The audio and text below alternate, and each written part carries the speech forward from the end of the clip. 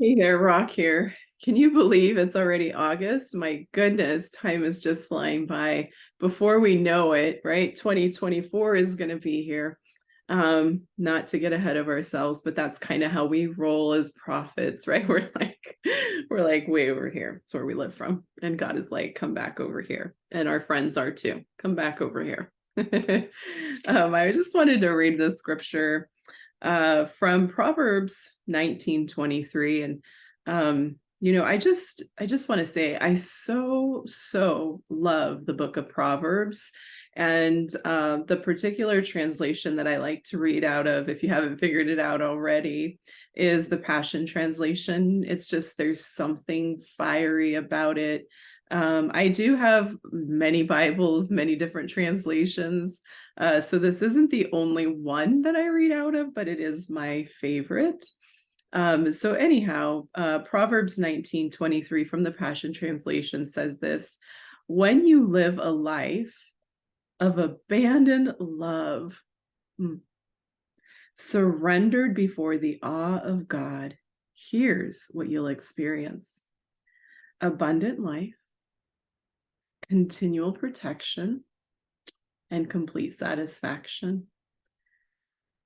I mean, there's just so much in that. There's so much wisdom there. There's instruction and expectation, right? Like there's this instruction of, if you do this, meaning you have a choice, right? We have a choice. If you do this, here's what you can expect.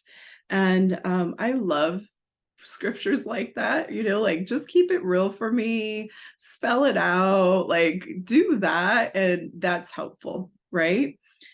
So when you live a life of abandoned love, what does that look like to have this life full of abandoned love? It's Christ, right? It's Christ. It looks like Christ.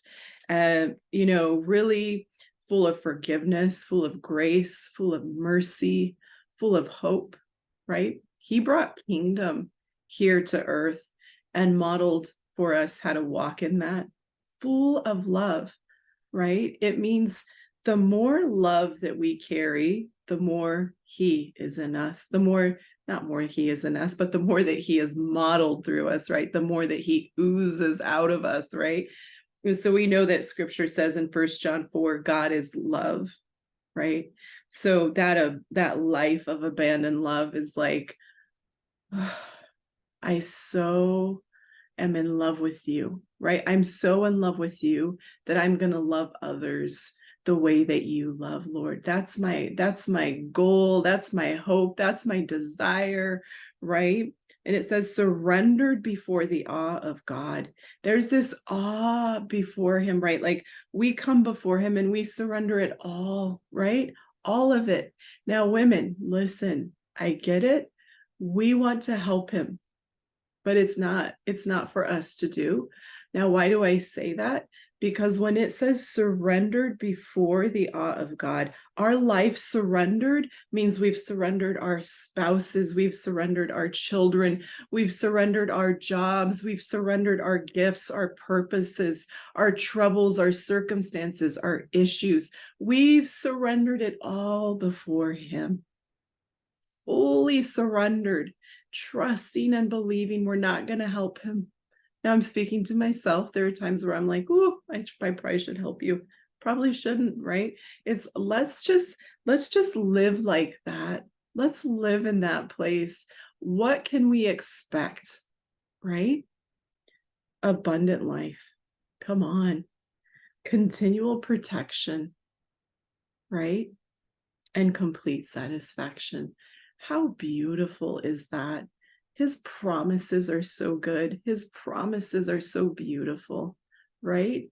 Now we have our part, and he is faithful to fulfill his part. He is always and ever so faithful. So if you're feeling stuck, if there's something that you feel like, wow, how do I get to that place of, living life of abandoned love, right? It's letting go of those things that we carry in our heart that aren't allowing us to get there, right? And if you are not familiar with how to do that, I encourage you to reach out. I will be more than happy to give you some information on that. But let's let go of those things that don't allow us to love. Any unforgiveness, let's let it go. Any bitterness, let's let that go, right? Any resentment, let's get it out. Any anger, let's work on that, right? Those are things, and there's so much more, so many more examples. Those are things that could hinder us from living a life of abandoned love, a life full of faith where we're surrendering it all before the awe of the Lord, right? So I just hope that this stirs something inside of you to just say, yes, Lord, show me how to live like that. Partner with me. I surrender it all to you this day, moving forward.